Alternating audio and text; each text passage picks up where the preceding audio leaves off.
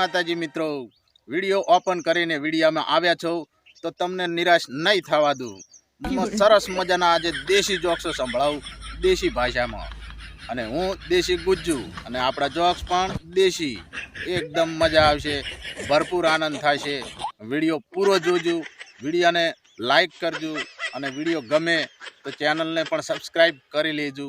તો શરૂઆત કરીએ એક સરસ મજાના જોક્સથી.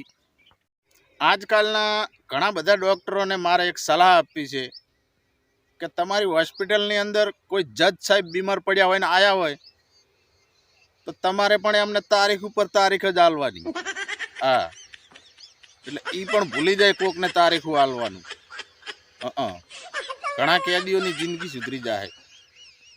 સાચું. એક દુકાનદાર ભાઈ મને કે મેં આજે મારો બદલો લઈ લીધો. હું કે એમ કોની સાથે ને કેવી રીતે? મને કે SBI બેંકના મેનેજર આજે મારા દુકાને કરિયાણું લેવા આવ્યા હતા. હું કે એમ? મેં કે એમને કરિયાણું તરત ના આપ્યું અને કહી દીધું કે 2 કલાક માટે મારે જમવાનો સમય છે. આવા બદલા લેવા જવાય? નુકસાન કર્યું ધંધામાં. આ વોટ્સઅપનો જમાનો છે એટલે અમુક લોકો આપણને બ્લોક કરી નાખે યાર. અને વિચારો કે કદાચ જો ચિઠ્ઠીનો જમાનો હોત તો લોકો કબૂતરને પણ મારી નાખોત ને. સાચું, કારણ કે પહેલા ચિઠ્ઠી લઈને કબૂતર જાતું યાર. હમણાં મને એક ભાઈ મળ્યા તે મને કે આ લગ્ન પછી કોઈ પણ સ્ત્રીને સુહાગન કહેવાય તો લગ્ન પછી આ કોઈ પણ પુરુષને શું કહેવાય? હું કહું તું જાન ભાઈ અહીંથી, મગજની નસ ખેંચ્યા વગર. કંટાળો આવી ગઈ યાર. હમણાં એક દારૂડિયો ફૂલ થઈ અને જાતો હતો અને રસ્તામાં એક ભેંસ સાથે ટકરાણો. તો ફોનમાં નતો એટલે કે માફ કરજો દેવીજી. અને થોડોક આગળ ગયો ને ફોન આવ્યો કે આ તો ભેંસ હતી. અને વળી થોડોક ચાલ્યો ને એક રસ્તામાં જાડી સ્ત્રી આવતી હતી એની સાથે ટકરાયો. તો ફોનમાં નતો એટલે કે આ લોકો મારા ઓળશા ભેંસની તગડી મેલે છે, રસ્તામાં ફરતી મૂકી દે છે. સંપલે માથ પડી ગઈ. બોલો. લગ્નની અંદર વિદાયના સમયે એક લાડી બહુ જોરથી રોતી હતી અને સોની ના રહી.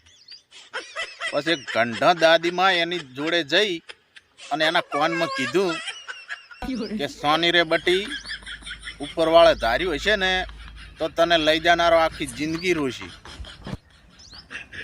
ટફ લઈને સોની રી. બોલો. હમણાં વળી મારી પત્નીને શીખર શું હુજ્યું ને મને કે મારે તમારા દિલમાં રહેવું છે. મેં કીધું કશો વાંધો નહીં, પણ અંદર 2-3 બીજી છે એની જોડે ઝઘડો ના કરતી હો. 4 દાડા રીહણા હેડ્યા, 3 દાડા ભૂસો રાખ્યો, ખાવાય નતું આલી. બોલો.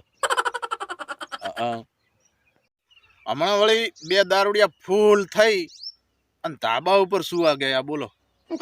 અને અચાનક વરસાદ પડ્યો. તે એક જણો કે ચાલ ભાઈ નીચે જતા રહીએ, આ વાદળમાં લાગે કાણા પડી ગયા છે. અને એવામાં ફટાક લઈને વીજળી થી. તો બીજો કે શાંતિ રાખ, વેલ્ડિંગ વાળા આવી ગયા છે, હમણાં બુરી નાખશે.